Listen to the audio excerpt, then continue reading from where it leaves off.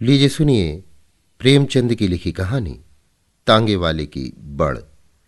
वाचन समीर गोस्वामी का है। लेखक को इलाहाबाद में एक बार तांगे में लंबा सफर करने का संयोग हुआ। तांगे वाले मियाँ जम्मन बड़े बातूनी थे। उनकी उम्र 50 के करीब थी। उनकी बड़ से रास्ता इस आसानी से तस हुआ कि कुछ मालूम ही न हुआ।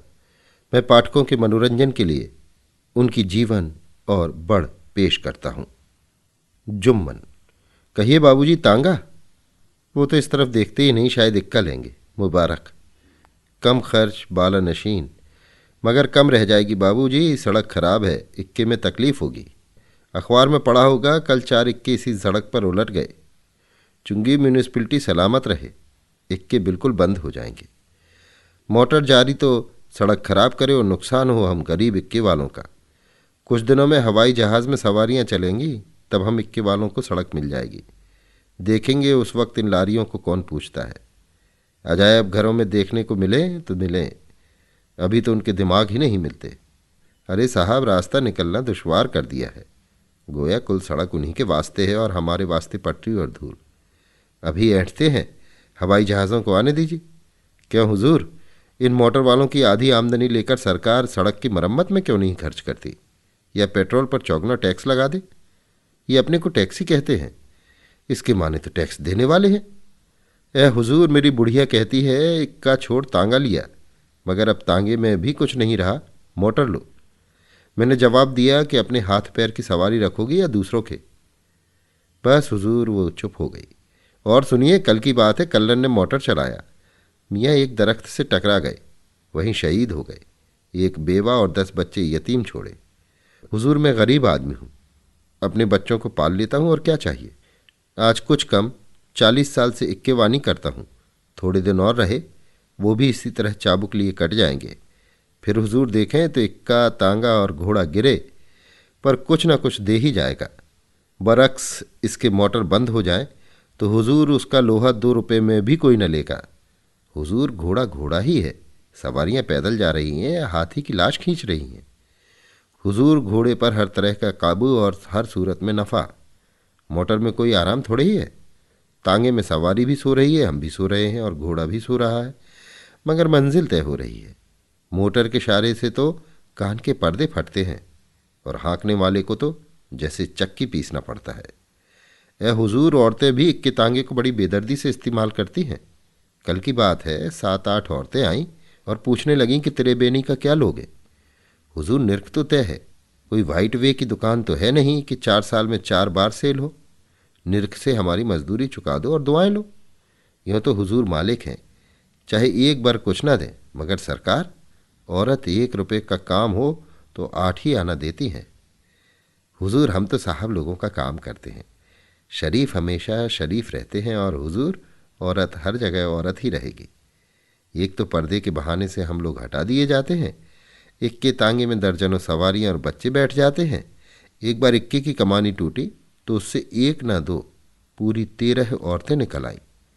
मैं गरीब आदमी मर गया। हुजूर, सबको हैरत होती है कि किस तरह ऊपर नीचे बैठ लेती हैं, कि कैची मार कर बैठती हैं। तांगे में भी जान नहीं बचती, दोनों घुटनों पर एक एक बच्चा को भी ले लेती हैं। इस तरह हुजूर, तांगे के अंदर सर्कस का सा नक्शा हो जाता है। इस पर भी पूरी पूरी मजदूरी ये देना जानती ही नहीं।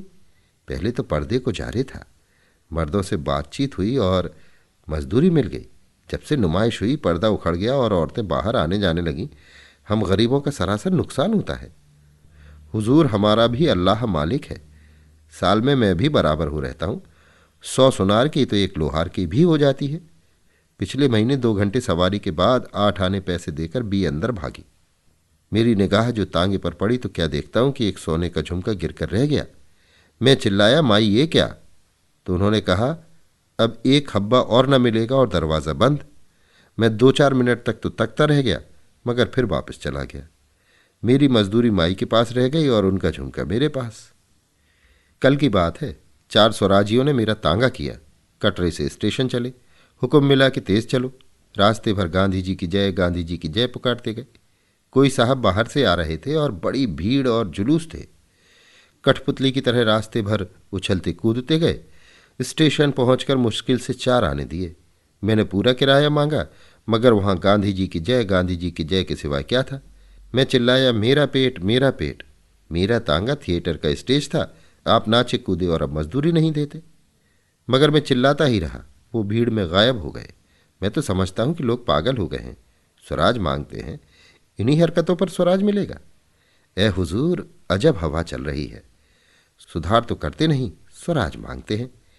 अपने कर्म तो पहले दुरुस्त हो ले। मेरे लड़के को बरगलाया। उसने सब कपड़े इकट्ठे किए और लगा जिद करने की आग लगा दूंगा। पहले तो मैंने समझाया कि मैं गरीब आदमी हूं, कहाँ से और कपड़े लाऊंगा। मगर जब वो ना माना तो मैंने गिराकर उसको खूब मारा। फिर क्या था, होश ठिकाने हो गए। हुजूर, जब वक्त आएगा तो हम ही इक्के तांगे वाले स्वराज हाँक कर लाएंगे। मोटर पर स्वराज हरगिज ना आएगा। पहले हमको पूरी मजदूरी दो, फिर स्वराज मांगो। हुजूर, औरतें तो औरतें, हम उनसे न जबान खोल सकते न कुछ कह सकते हैं। वो जो कुछ दे देती हैं लेना पड़ता है। मगर कोई कोई नकली शरीफ लोग औरतों के भी कान काटते हैं। सवार होने से पहले हमारे नंबर देखते हैं।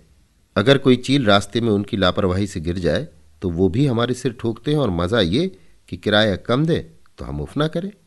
एक बार का जिक्र सुनिए। एक नकली वैल वैल करके लाट साहब के दफ्तर गए, मुझको बाहर छोड़ा और कहा कि 1 मिनट में आते हैं। वो दिन है कि आज तक इंतज़ार ही कर रहा हूँ। अगर ये हजरत कहीं दिखाई दिए तो एक बार तो दिल खोल कर बदला ले लूँगा, फिर चाहे जो कुछ हो। अब ना पहले की सी मेहरबान रहे, न पहले की सी हालत। खुदा जाने शराफत कहाँ गायब हो गई। मोटर के साथ हवा हुई जाती है। ए हुजूर, आप ही जैसे साहब लोग हम इक्के वालों की कद्र करते थे, हमसे भी इज्जत से पेश आते थे। अब वो वक्त है कि हम ही लोग छोटे आदमी हैं, हर बात पर गाली मिलती है, गुस्सा सहना पड़ता है। कल 2 बाबू लोग जा रहे थे, मैंने पूछा, तांगा? तो एक ने कहा, नहीं, हमको जल्दी है। शायद ये मजाक होगा। आगे चल के एक साहब पूछते हैं कि टैक्सी कहाँ मिलेगी। अब कहिए, छोटा शहर है, हर जगह जल्द से जल्द हम लोग पहुंचा देते हैं, इस पर भी हम ही बतलाएं कि टैक्सी कहाँ मिलेगी। अंधेर है, अंधेर।